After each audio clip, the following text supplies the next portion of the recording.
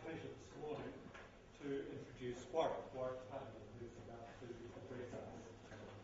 Warwick will be well known to many of you, if not all of you. Warwick's been involved in education. He's the founder CEO of Man Alive here in West Auckland.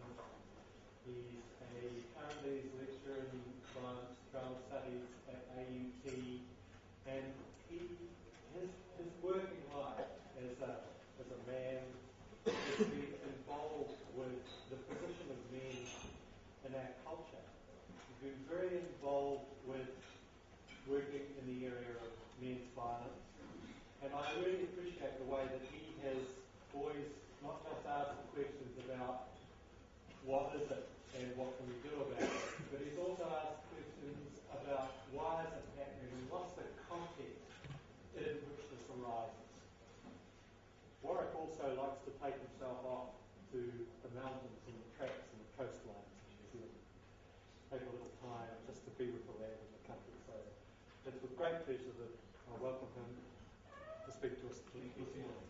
I welcome him to speak to us this morning.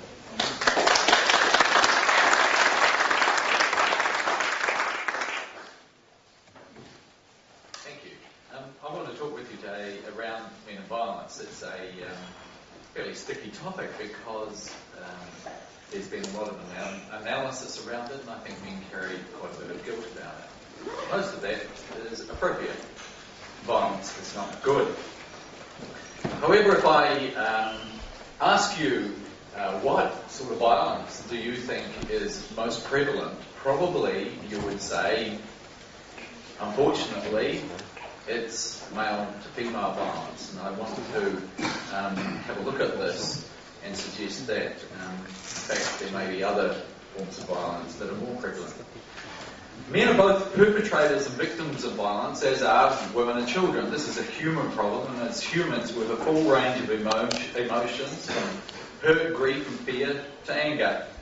If we combine this with belief systems and choice, we have the wonderful vulnerability of the human condition and also the power to do something about it and be responsible for it. So violence in relation to gender has a number of possibilities. We've got male to male violence, male to female violence, female to male violence, and female to female violence.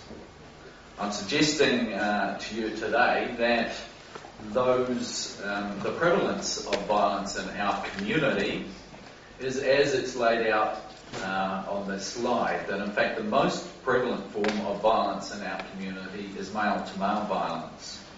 And yet, we would probably not have thought about that. We would probably have thought that it was male to female violence. Male to male violence is the most common violence in our community, followed by male to female. Much of the male to female violence, of course, happens in our homes.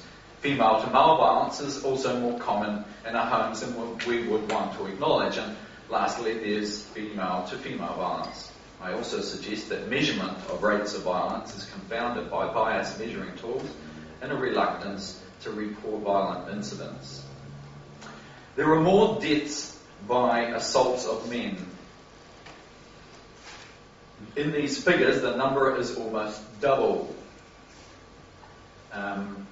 You'll see down the bottom of the slide figures of deaths by assault to males, and they're 32 as opposed to 18.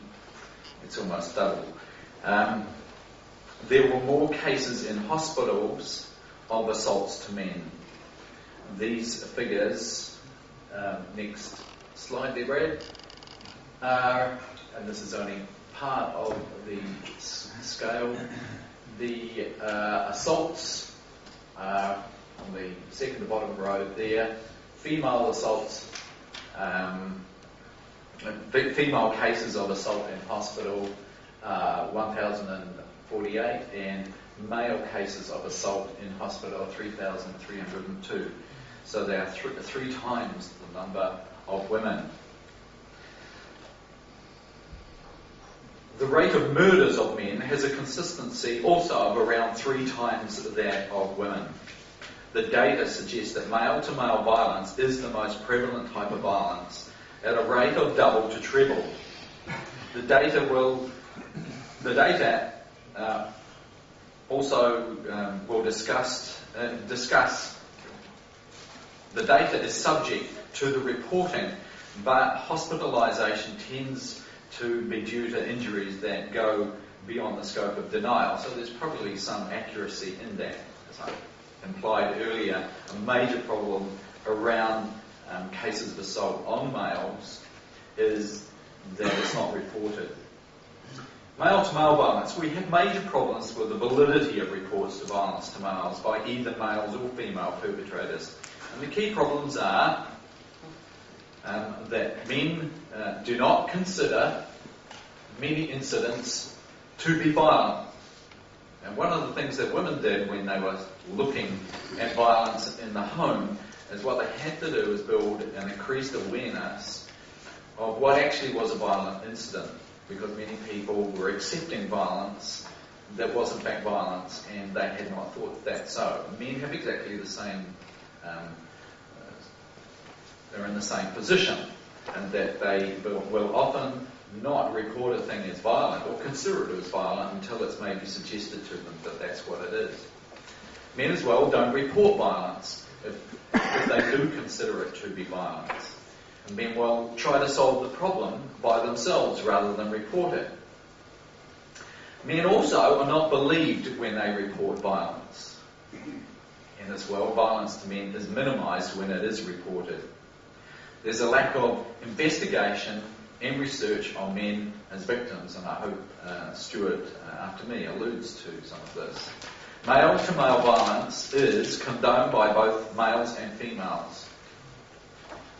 The reason why is, I suggest, that we, as does any society, actively train our males to be prepared to fight to protect women, family, children, community and nation.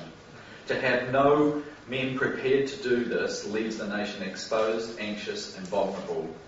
It's immensely reassuring when 15 of the fittest and toughest men go out onto the rugby field with a local or national jersey on and do battle for 80 minutes over territory and win.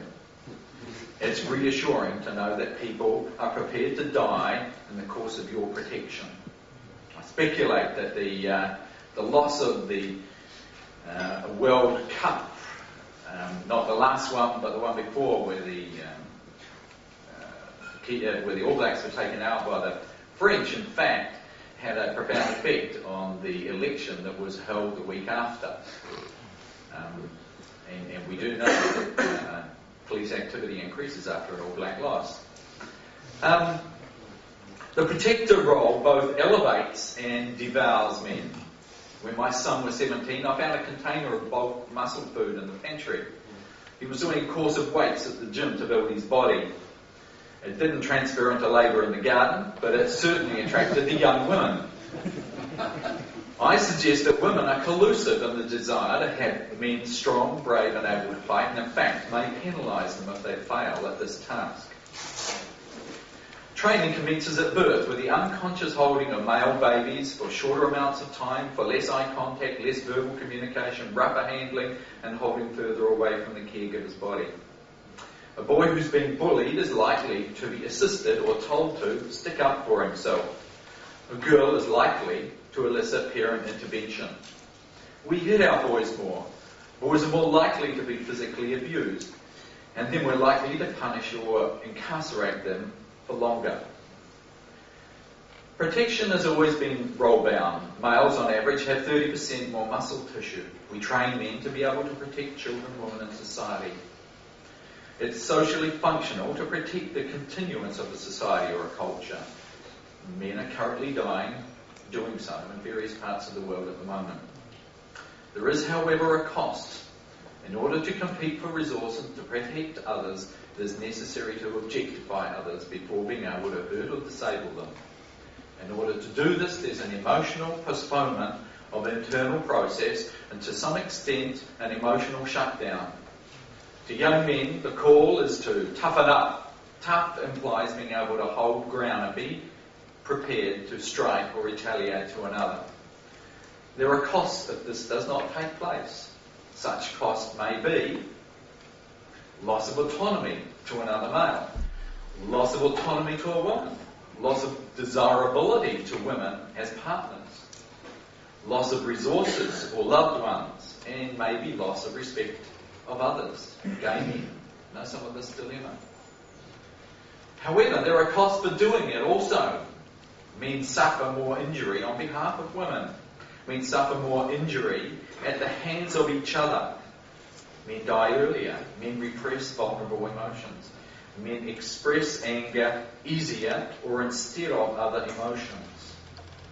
Men process emotional states at a slower rate. Men may be less emotionally literate. I'm not saying that they are not able to be more literate, but the training may make them so. Men may be more open to emotional manipulation. Men may not build and maintain emotional relationships with each other so easily. And men may be, and are in our culture, more isolated from each other.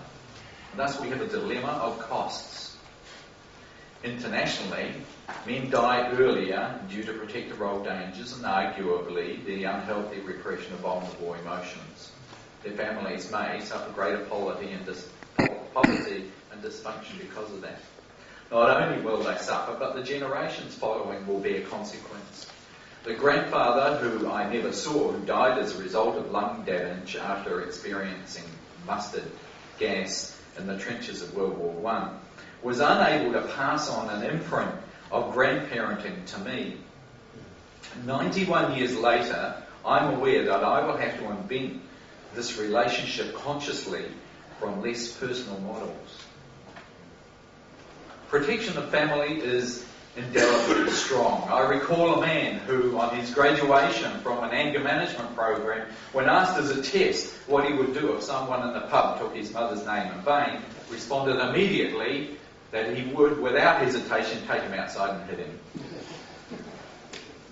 That's how indelible that protection thing is, particularly of women. We receive as boy children strong injunctions not to hit girls, and perhaps equally strong injunctions to stick up for ourselves and not let ourselves get pushed around by other boys. These are two very different messages. And thus this permission giving to be violent to other males is reflected in male injury statistics. Internationally, there are other models that mix vulnerability with strength as males. And considerable change has taken place. The state's taking greater involvement in protection of women and children. Women are taking on a wider social role of protector too. The world, however, is becoming a more dangerous place. The cost to men are enormous for their aggression towards one another. This is driven by training for protection by both men and women. It creates violence that is unnecessary between men. And the way forward is for men to cease that violence to each other. Most intergender violence takes place within the family home. So family violence is only part of the total violence of our community. So when we're regarding male to female violence, feminist research on male to female violence has given a strong political base for feminists to comment from. There is consistency in feminist research for about 90% of violence being perpetrated by male partners. However, non-feminist research indicates that it may be closer to equal, 50-50. The Otago longitudinal study makes such a suggestion. I suggest that research is inconclusive due to, one, political motivation, consciously or unconsciously affecting results of research. The Hate Project in Hamilton, which found 94% of violence to be male, had researchers who were from within the project but not independent.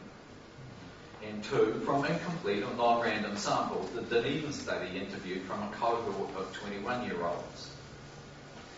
Scales used for measuring violence may be based on male to female violence. The tools for measuring violence are also developed from a woman's experienced violence. Men and women have different expressions of violence. There can be no doubt that men are more physical and stronger, So physical and sexual violation is more overt. Women's expression of power and control is likely to be more relational, emotional, and verbal. Bias in the measurement tools may lead to skewed results. It's likely that male violence to women occurs more frequently, and that the percentage varies but lies somewhere between 50 to 90%. However, it should be clear that even 1% from either gender is intolerable and has destructive effects on both the perpetrator and the victim. Female to male violence. The following quote is from a case that happened in West Auckland within the last 2 years. It shows examples of male reluctance to report, reluctance by the police to hear, lack of police support of the order, and possibly reluctance by the perpetrator to believe that anything could happen. And I quote, "I thought many times before I finally went for a protection order from my ex-wife. I did not want to. I had to put up with stalking, vandalism, sabotage to my business work, assault and incessant abusive phone calls. When I did get it, the order initially made no difference. I complained to the police, as I was told to, but they did nothing. I could sense that they thought I was pathetic or weak or even joking. After about 5 complaints to the police, including some serious incidents, something happened, but only because the victim support coordinator challenged the police and I threatened to lay a police complaint. Then they did something. It wasn't till after about 3 court appearances and a remand in the women's prison that she sort of stopped." So I'll go back to this quote, I think, shows examples of male reluctance to report, reluctance by the police to hear, and a lack of police support of the order, and possibly reluctance by the perpetrator to believe that anything could happen. And I think that's a key influence on whether a person reports violence. While men have more physical strength, the major influence on most of the above problem is the condoning of violence to males on the basis that they're tough enough to look after themselves. The above example runs counter to the male protector role. Condoning is the major reason that we know so little of male-to-male violence or female-to-male violence and are even resistant to noticing it. While men have more physical strength, women have the power of emotional and relational training, and this may be used to isolate men in families or manage and control the father male's relationship with others, emotionally manipulate or relationally manipulate, use the mother transference to prevent male partner autonomy, manipulate the children's relationship with the father. Additionally, the power of both men and women wanting to rescue females from men makes the male the least credible in any conflict, hence police reluctance to arrest. Women have been encouraged through years of awareness building to not tolerate any form of violence and to report or define boundaries and consequences immediately it begins. Great. Men have not done this. They need to firstly have awareness that it's happening and then also be able to report it. While the reporting of male-to-male violence is seen as somewhat weak and a sign of an inadequate male, the reporting of violence by a woman to a man is even more embarrassing. Female violence is not the subject of this paper, but we need to acknowledge that it exists. So are we really committed to non-violence or just stopping some violence? We must ask whether just asking men and women to stop violence to their partners is enough. If we care, then we must stop all violence. Violence to men also. Can we assist men to non-violence that excludes themselves? Isn't there an inconsistency in a response that must be confusing to any member of a therapy group? That is, don't be violent to women, and we won't talk about your violence to other men. There's an inconsistency. If you're changing a behaviour, there needs to be a solid consistency about that behaviour. A more consistent approach would be good for all sorts of violence. So, what are the results of violence to us as men? Well, there's a reduction in wairua, or life force. Please, Bruce alluded to spirituality around health. So they'll reduce of spirit, self-esteem, love for both perpetrator and victim. There's a huge cost to public services such as prisons, hospitals, ACC, police, employers, productivity, GMP, courts, and the benefit system. If family violence costs up to $5 billion each year, Women's Refuge figures, then the total cost of all violence, that's male-to-male violence, which we saw before from statistics is probably double that of male-to-female violence, then the savings would be enormous. So what's the cause of violence to and by men? Well, I suggest that the cause of violence to and by men are the condoning and training of males to be violent for the well-being of family and society, the denial of a problem of male-to-male violence, the lack of a holistic approach to looking at all violence in men's lives, and the drawing of political attention to just violence instead of just drawing political attention to violence to women. Beliefs that men are entitled to power over others by force or demand. Beliefs that men are supposed to fight each other to win regard, so we can change belief systems. Poor cognition of relational matters that lead to feelings of powerlessness. Poor skills to handle a matter in any other way. A lack of empathy for men.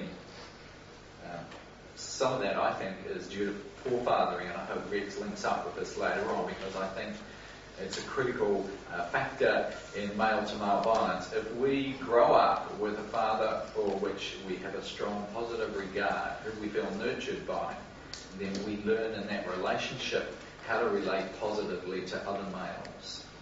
And I think, if anything, this is a key factor. And I cringe when I think that at least a quarter of our families have males in them who do not live with their dad. That shouldn't prevent dad being a good dad, but it's absolutely vital for boys to experience the love and nurture of dad so that they can have experience to share that with other males. I think this is a major factor in male-to-male violence.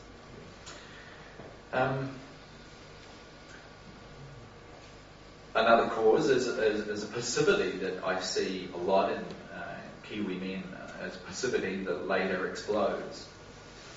And another is individually poor choices amongst often limited choices. And another is being abused and growing fearful as children.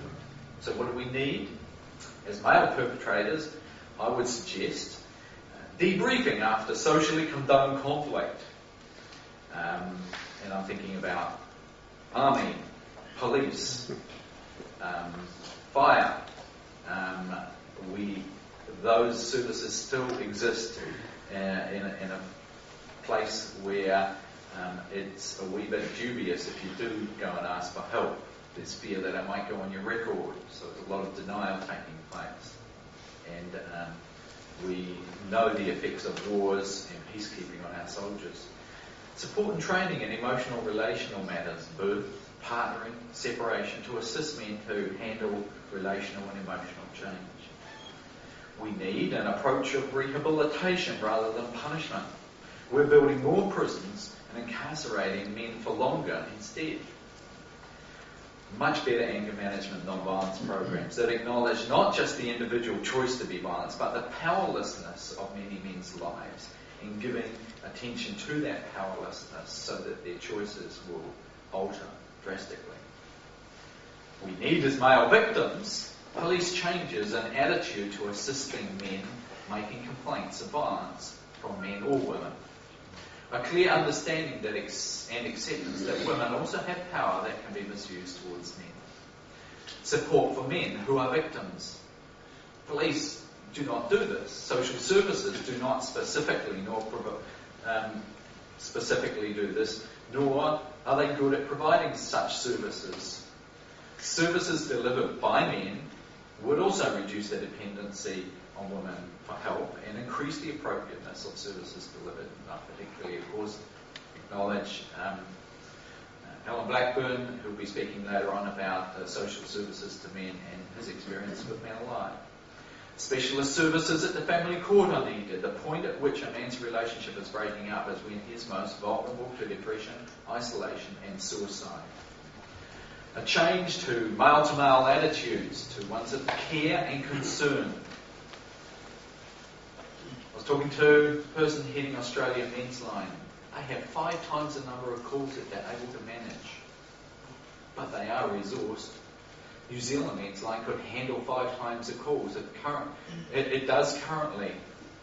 That means with resources, we could probably deal with 25 times the number that we currently do, resources and publicity.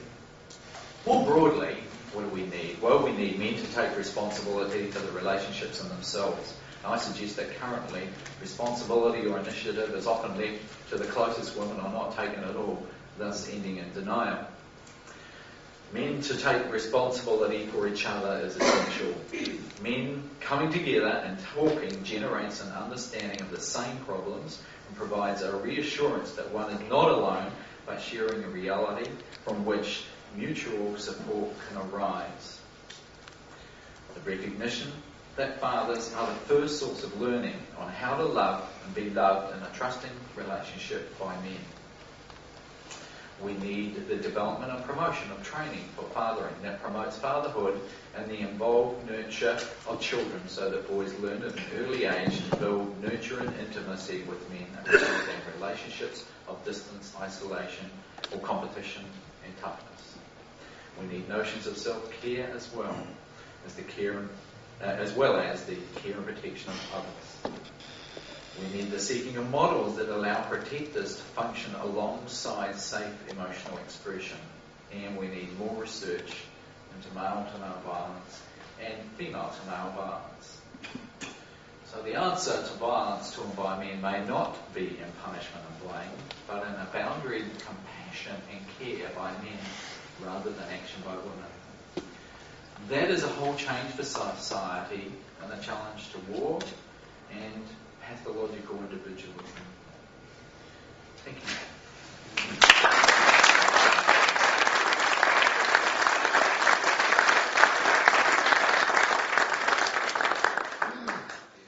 Well, on behalf of us all, thank you very much. This is a subject that you've devoted so many years of your life, and the richness and the depth of it there. And